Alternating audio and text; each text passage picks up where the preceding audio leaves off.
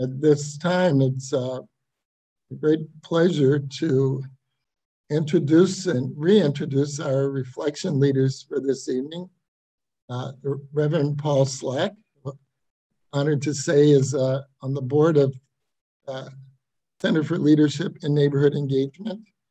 And joining us, along with Jodi Harpstead, who is the former CEO of Lutheran Social Services, largest statewide social services agency in the state of Minnesota.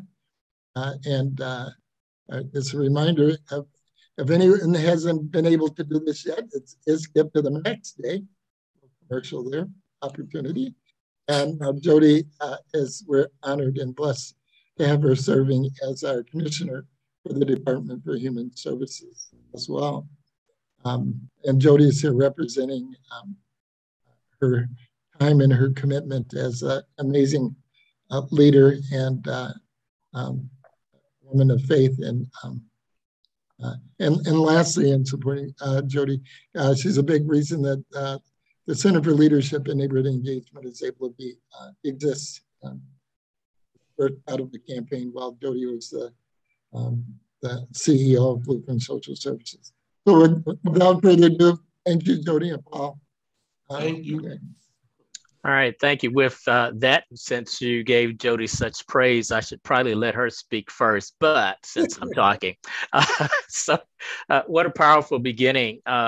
And I'm certain that everybody on the call recognizes that November is Native American Heritage Month. And so we're indeed privileged doubly to be celebrating the rich heritage of Native Americans. We thought about this whole idea of Minnesota nice. And one of the ways that we had talked about and actually that brought Jodi and I together was responding to the terrible tragedy.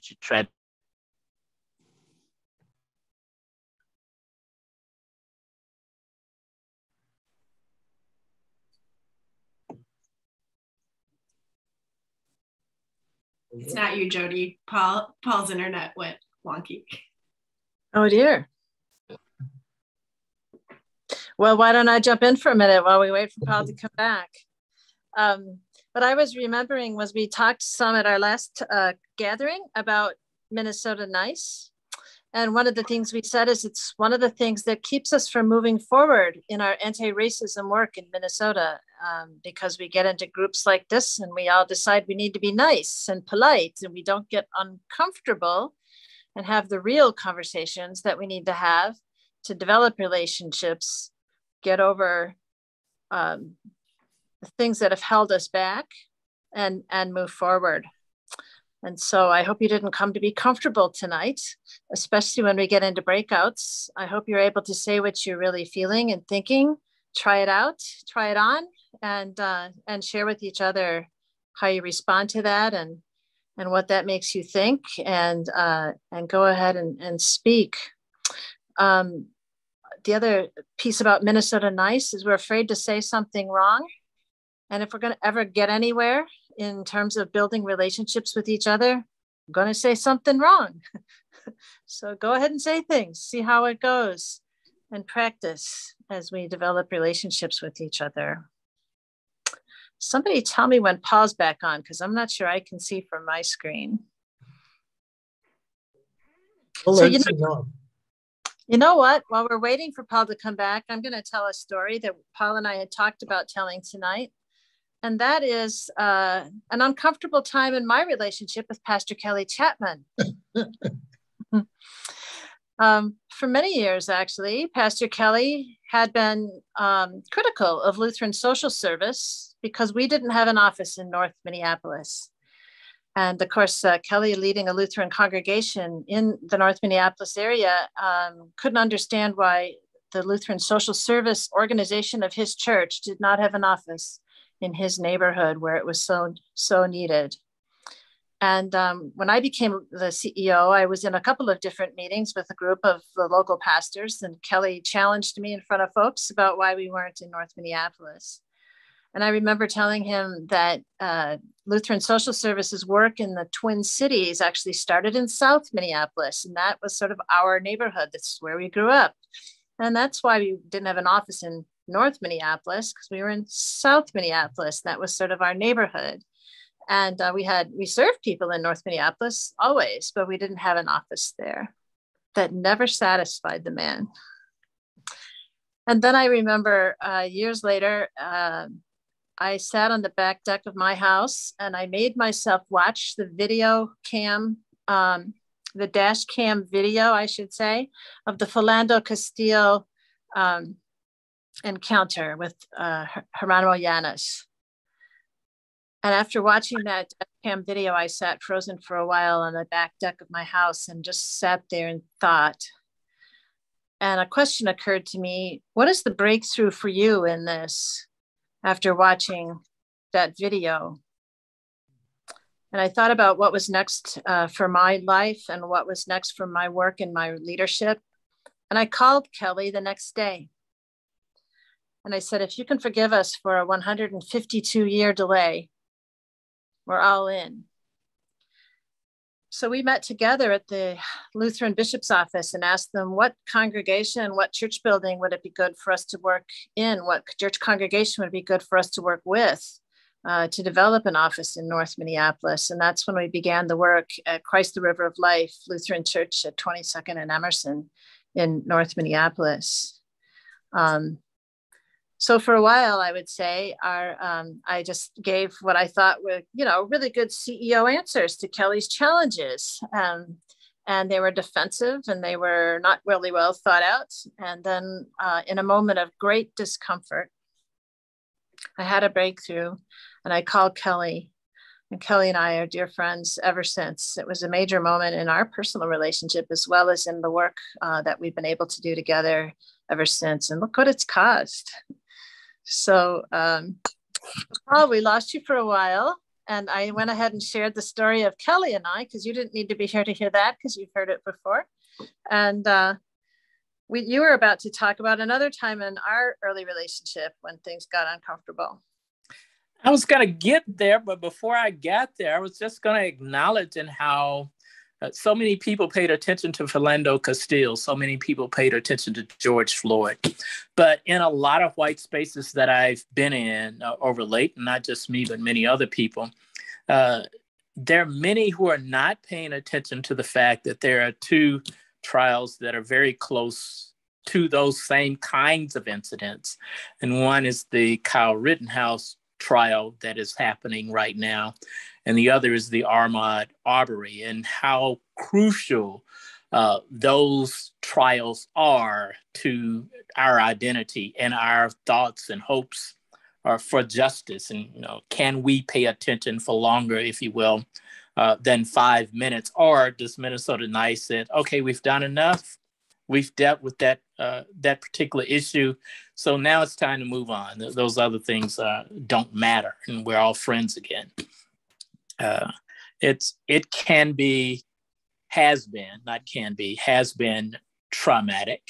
And I also think about something that PK said in his introduction about, whether or not Native American lands had been stolen. And what I thought of as was Minnesota Nice, there was an adjective before saying that they were stolen to kind of soften the blow about, again, the trauma that has been done to communities of color. We talked before the event tonight, Paul, about Ahmaud Arbery and Kyle Rittenhouse. And I told you that a good friend of mine told me after the murder of George Floyd that white people tend to remember these events for about 21 days. And then settle back into their regular lives, and we don't hear much about it again. And you and I will remember the cycles of the come together gatherings that we did after Philando Castile every month for 3 years, and how after another event, another incident, we would get a lot of folks showing up and wanting to worship with us and talk and make a difference. And then you would see that crowd just dissipate over the next absolutely. Several events. Yeah.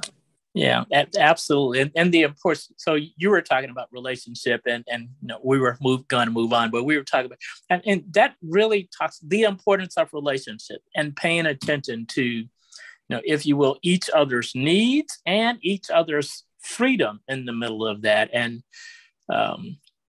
how crucial that is in shaping our relationship and shaping where we go and what we do indeed to work on issues of racial equity. Mm-hmm.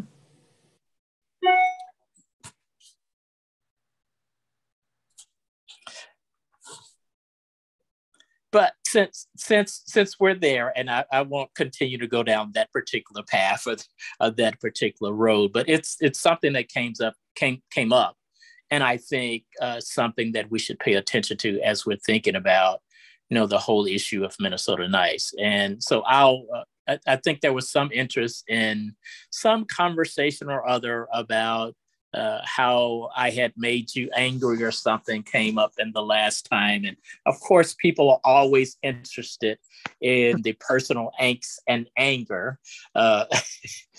between a white woman and a Black man, of course. So I'll try to recount that moment that I was thinking about when I mentioned that. We were sitting in the church of Bishop Richard Howell. And it wasn't a first meeting, but it was a meeting where we were talking about issues in the community and how we were going to connect on matters that were really important. And I can't remember the exact conversation, but he said something and then you responded to what he said.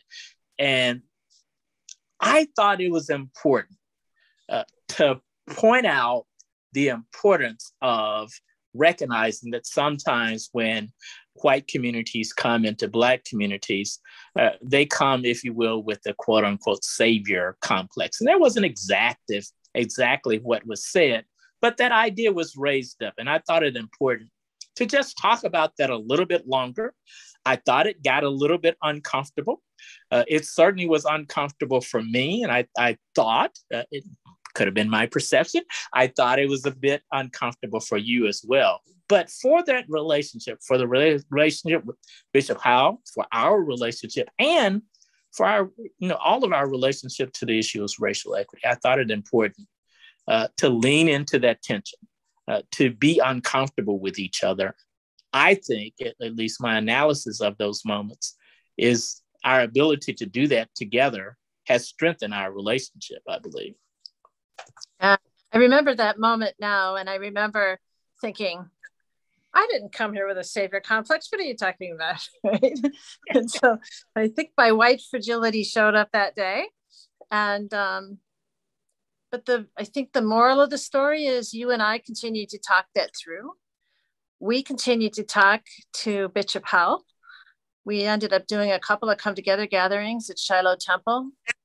And Bishop Howell and I are good friends. He's on my advisory board at the Department of Human Services today. And so I think that was a good example of pressing through the discomfort and continuing to talk it through and not letting that derail a potential friendship. Yeah, another moment just popped into my head when I first started doing this work in Minnesota.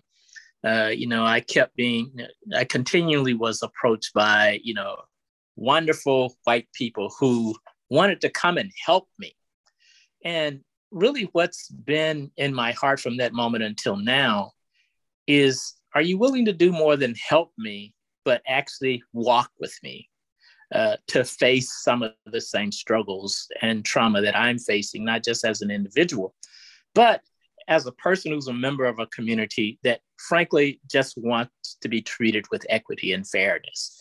And so often I was met with a no, not an audible no, but an unwillingness to lean into the fact that we share a humanity. And the benefit is not just for me, but the benefit is for us together as people who share a faith and as people who share a city and a world together. Yeah. Interesting. last time, another thing that we talked about that we've heard people talking about since was this question of being versus doing. Yeah. We talked a lot about how the Together gatherings were not designed to be a place to come and be an activist per se. They were a place to pray, a place to have conversation, a place to build relationship, a place to really contemplate where we stood, and sometimes criticize because it wasn't then a place to go do something, either advocate for something or volunteer for something. And I just want to double back to that conversation tonight and say it wasn't that our come together gatherings thought it was okay not to do something about racism, for heaven's sake. It was just not the venue to do it. And so I remember sometimes we would have ideas for people to pick up on their way out for things they could go do with another organization at another time. And so I wanted to just maybe talk a little bit about what people can do if they've come to this space and are wondering what they can do to make a difference and how they can get engaged. And my very good friend, Dr. Karen McKinney from Bethel University, who's taught me so much over the years about anti-racism, taught me years ago that before you jump in and want to come help, like you were talking about, you should get educated. And so, you know, there's so many great books and movies and ways to get in touch with what we haven't paid attention to around racism. There's this gathering, and you continue to come to this gathering and have these conversations. That's a way to get engaged. We talked a little bit last time about the Council of Churches is developing an effort around truth and reparation, and they're holding community events like this virtually, and you can attend those. Have a congregational conversation with your church about racism. I know CLNE is available to help lead those kinds of conversations. And so, Paul, after you spend some time really getting educated and thinking and reading and learning more so that you're not just coming in to save, you're not just coming in to help. What are some of the things you can think of that people can do if they want to make a difference? So one thing that's close to my heart, Jodi, is issues around legislative work. And so a aspect of that is one, absolutely, that everyone should vote and also be educated about who and what you're voting for. And a way to do that is to get to know those who are running for office, talk to them about what they represent if they've already been elected to office, and make sure that person has a willingness and a strategy to work on issues of racial equity. And to put your votes for candidates based on whether or not people are willing to stand up against the status quo and work for true racial equity. A part of what's happening in the legislature right now is the House Select Committee has introduced some of those conversations, but we frankly need more conversation. We need people on both sides of the aisle with a willingness to have those conversations there. That's a way. And just really getting involved, talking to people on whether the local level or the state level about the kind of policies that they are voting for, that they're leading on and enacting. So that's certainly one way.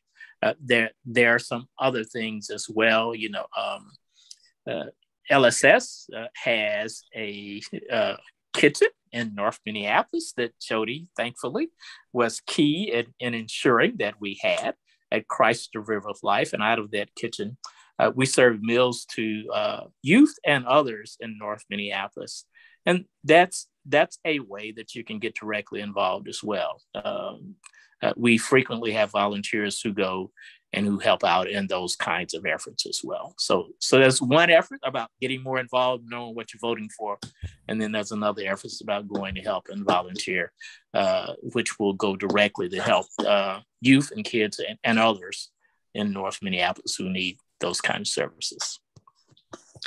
You know, the concept of not coming in to save or coming in to help, but really building relationship reminds me of years ago, my friend Nancy Maker, who used to lead Minnesota Without Poverty, did some educational sessions. And at one of them, she suggested you consider finding places where you can develop true peer friendships with people of another race, and not situations where you're volunteering,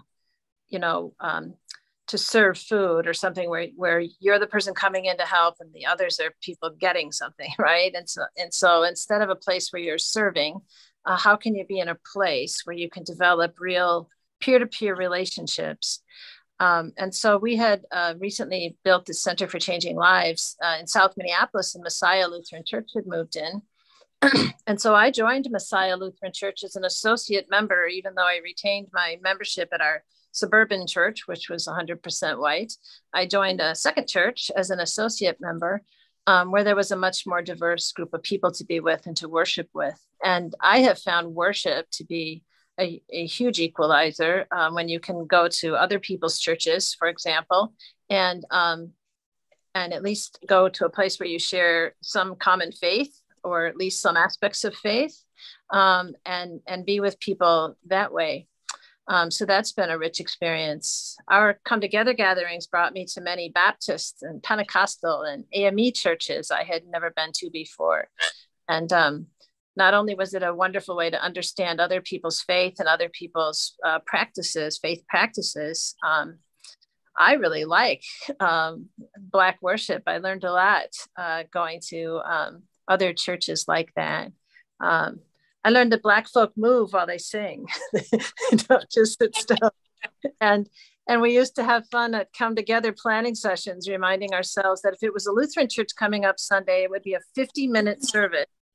If it was a Black church coming up Sunday, the service would be over when it was over.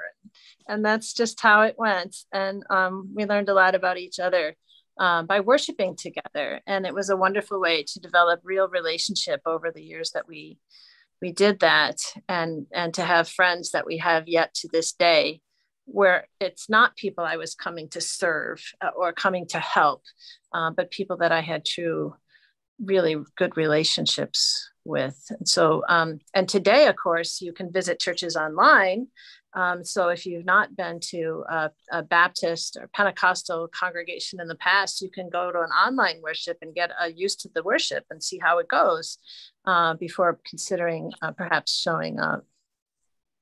Jodi, if I may, so that people can understand about the time issue in white and Black, Black folks, and not just Black folks, several other communities of color, recognize the presence of the Spirit, and while there may be an agenda, truly believe in waiting on and listening to the Spirit, and practice that in a service, in a worship. And so that whole idea that the Spirit has everything to say about timing and even what happens is very present in African-American worship. And like I said, in other forms of worship, other communities of color worship as well. Well, and I've actually experienced some white congregations who have that same idea. Yes.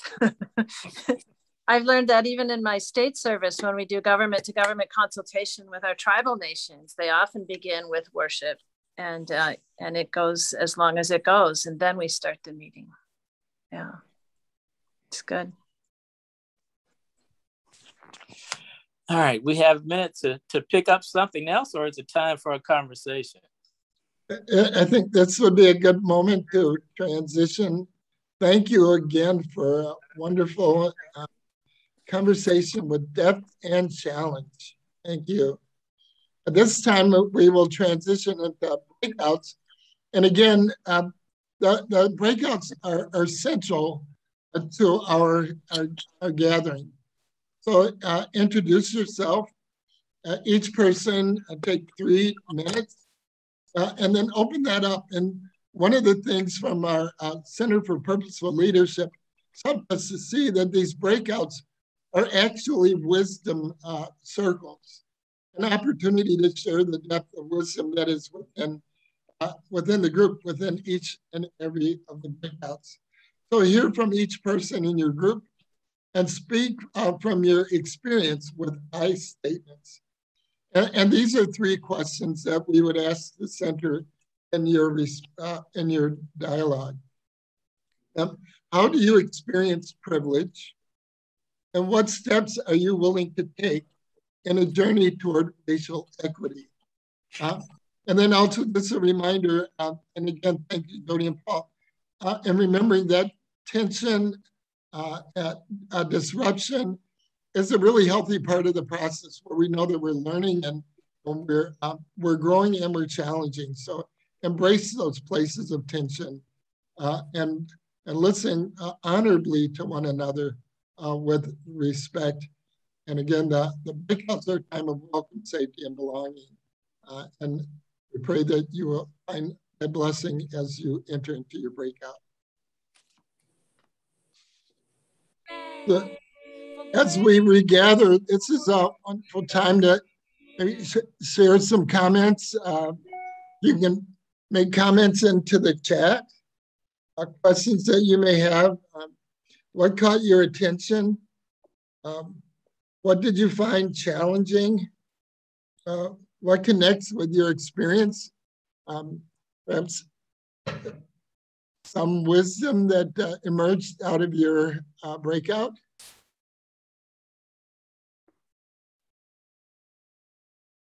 Maybe we can collect some of those in the chat.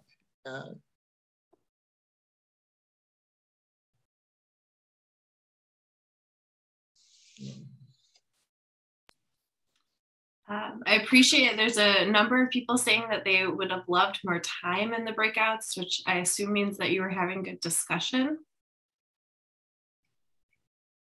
Yes. I think part of the dilemma is that one of the things that first of all, I apologize to group 16. I was with you for a moment and then my screen went blank. So then I got reassigned to group 9. Anyway, we wanted to get to know each other. And by the time we got to know each other, it said leave meeting. So that was a problem. I mean, we didn't really have time to get to the questions. Oh, thank you, Barbara. Good to see you. I see a comment wanting to be present. I was really moved by everything everyone said in the group. I can learn so much from you. It's hard for me to keep up with these, so maybe if Kelly and Lonnie, you can help with some of the questions and present our statements. And maybe we can, if some people want to raise your hand, maybe we can also invite your response. Maybe if we go to gallery view at this time, that would be also helpful. Yep. I think you have to go to gallery view.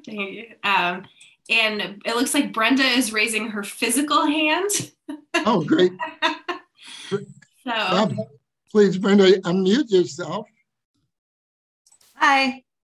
The one thing that I learned in our small group there were 3 of us,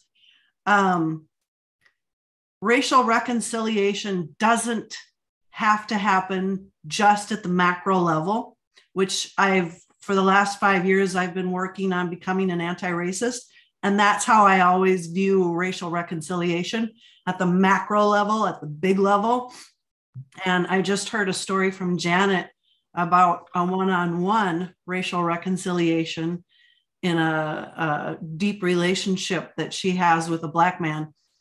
And it was like my head exploded. It can happen at the micro level. Of course it can. And relationship and connectedness. Great. Thank you, Brenda. Amen.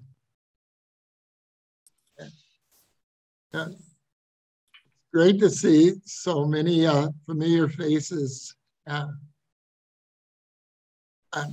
have another response from the breakout. there's a lot of reflection that it takes a lot more than 20 minutes to make connections, and people barely got past intros. And that's wonderful feedback also, that we can build in more time together.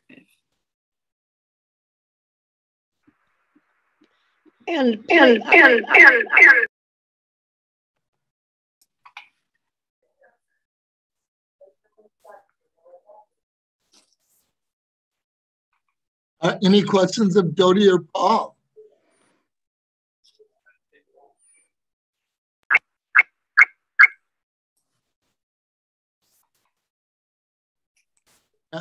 Greg. Hello, everybody. Can you hear me, PK? Yes, we hear you fine. Great.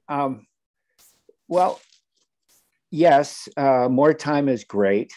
And I had an incredibly wonderful conversation with Pastor Dina. And it was a real conversation. It was biographical, as well as revelatory and honest, both sharing our experiences from very different perspectives. Me being an older white man who felt like I was asleep literally for many years, felt like, you know, I was doing all the right things, helping out. But you know, it took, and what I loved about the conversation with Paul and Jodi was that it's about relationship. It's about digging in. It's about getting to know one another. It's not just about, you know, kind of passing. An example was, and I don't want to speak for you, Dina, but what came up for me was I used to ask people who were not white or had an accent. I would say to them, where are you from? And what I realized was it was like I belonged and they didn't. So the conversation was like, this is my country, and where are you from? You know, I'm curious about that, but it was all about me thinking they were the other. And I did that for years, thinking I was being curious.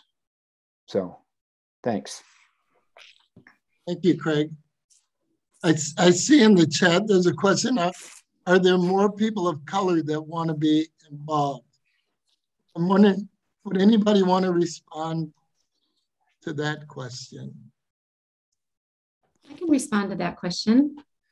My name's Pam, and I would say that I also would welcome the participation of more people of color. However, I also, it's very clear to me that I need to do my own learning, and I can learn from people of color through books and through movies and through the folks that I know that I interact with.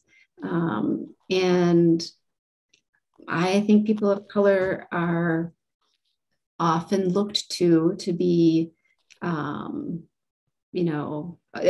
certainly they are the experts on their own experience, but it puts a lot on folks who've been through this whole 150 years of oppression to have to explain that and why it's hurtful when we can really do our own work. And I also think that it's good for us as white people to be able to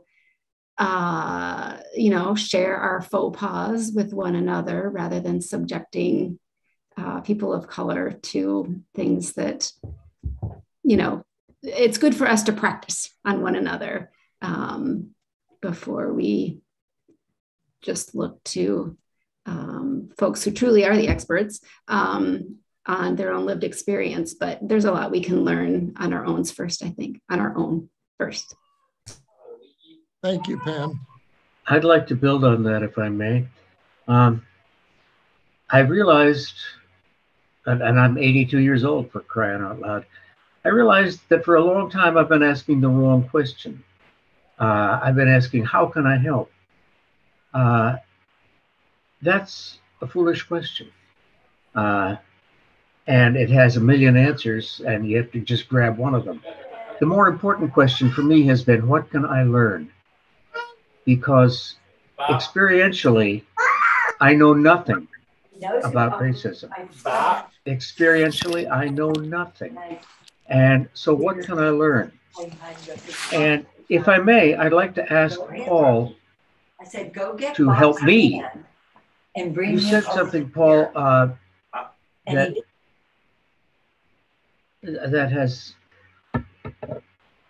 challenges me.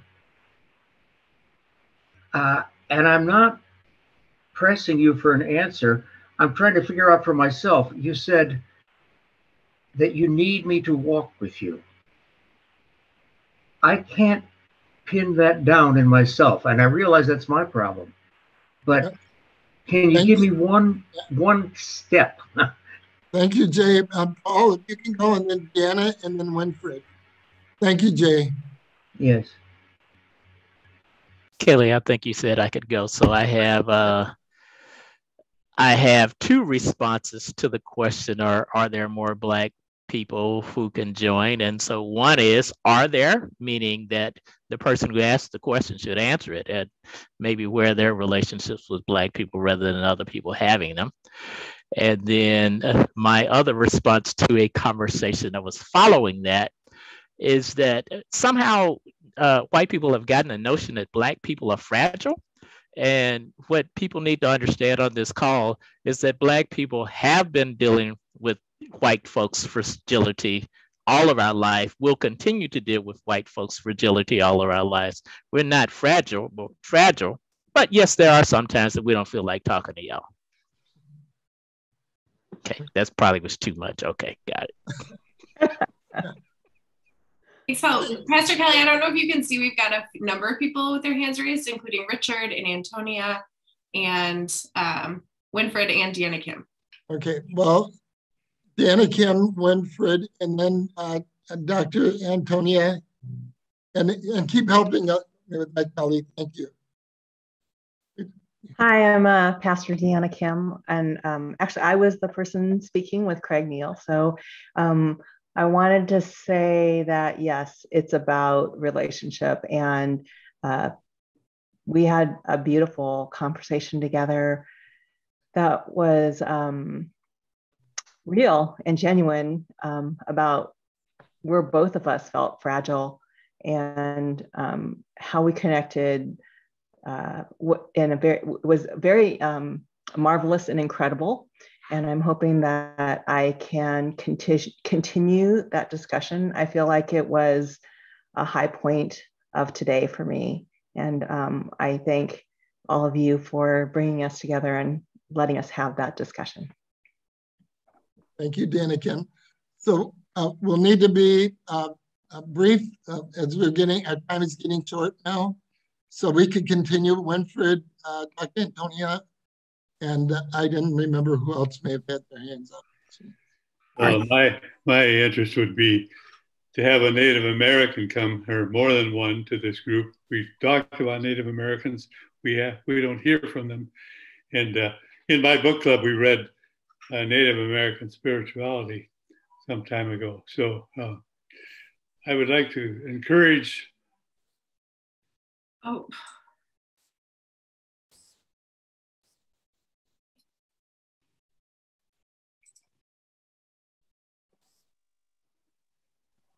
Now, did that come through? Yep. I think Dr. Antonia had her hand raised, so we were going to talk to Dr. Antonia and Winfred and Richard, who all have their hands raised. Well, I was talking, and then it said I was muted. Oh. So did you hear what I said or not? I don't know. Yes. Yep. Thanks for that, Richard. All right, I'm done. I appreciate this discussion, especially around building relationships, because I think that's so foundational in us as human beings who are also social beings. We need one another, and we are not that independent after all. I spent several years as a state agency in which I was really looking at equity and trying to bring a new way to approach the people who depended on publicly funded services.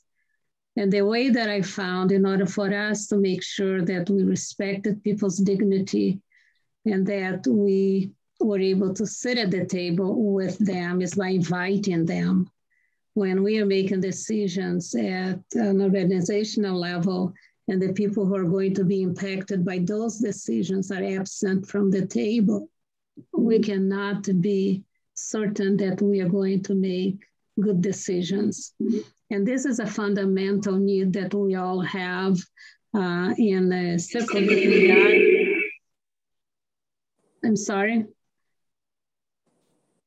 I will just stop here so that we can continue this another time. Thank you. Thank you. Pastor Kelly, you're muted right now. Thank you, Dr. Antonio. Richard, and we may have to wrap up after that. Okay, here's the last one. Is it me? Yes.